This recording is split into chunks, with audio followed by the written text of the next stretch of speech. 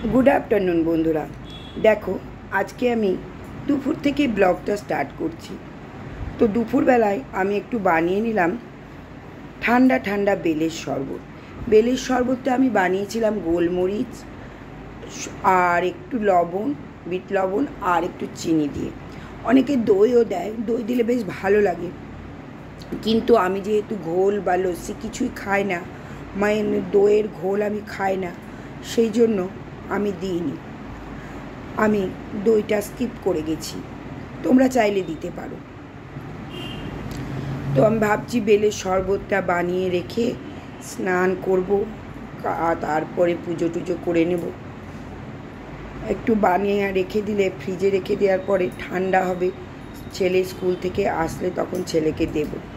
কারণ ছেলে মোটামুটি 2:30-3টে স্কুল থেকে আসে, তখন একদম ঘেমে নিয়ে একসা হয়ে থাকে, আর তখন একটু থেমে বসে বেলের শরবতটা দিলে বেশ ভালো, শরীরটা ঠান্ডা হবে। দেখো স্নান টান করে তারপরে আমি সমস্ত দেবদেবীদের পুজো করে নিয়েছি। আমার গোপুসোনাদেরকে আজকে দিয়েছিলাম তরমুজ। আমরা তরমুজ খাবো আর আমার গোপুসোনারা তরমুজ খাবে না, তা তো হয় না, তাই গোপুসোনাদেরকেও দিয়ে দিয়েছিলাম তরমুজ।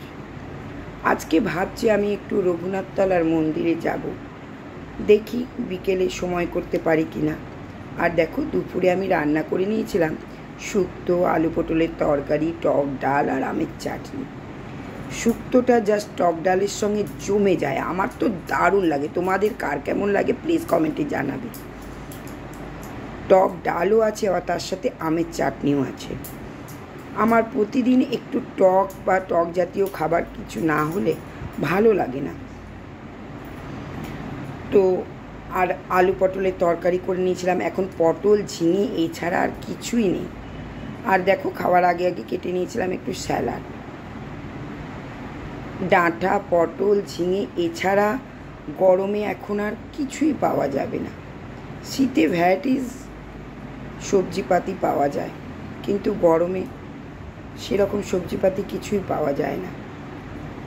তাই পটল, ডাঁটা, ঝিঙে এইসবই খেতে হবে। একটু ভালো করে রান্না করলে খুব খারাপ লাগে না। ঝিঙে পোস্তটা তো ডালের সঙ্গে দারুণ লাগে। আমি মাঝে মধ্যে ডালের সঙ্গে ঝিঙে পোস্তও করি, সত্যি খুব ভালো লাগে। নিরামিষের দিনগুলোতে আমি ডাল, তার সঙ্গে ঝিঙে পোস্ত, এটা আমার মাস্ট হবেই। পোস্তটা সত্যি আমার খেতে খুবই ভালো লাগে। আমার বাবাও পোস্তটা খুব ভালো খেত, আমরাও সবাই পোস্তটা খেতে খুব ভালোবাসি। তারপরে দেখো বিকেলবেলায় আমি রঘুনাথ মন্দিরে চলে গেলাম এবং রাম, সীতা, লক্ষ্মণ সব কিছুর ছবি আমি তুলে নিলাম। তারপরে ভাবছি বাড়ি গিয়ে আজকে আর সেরকম কিছু রান্না করব না, কারণ দিনের সমস্ত তরি তরকারি আছে।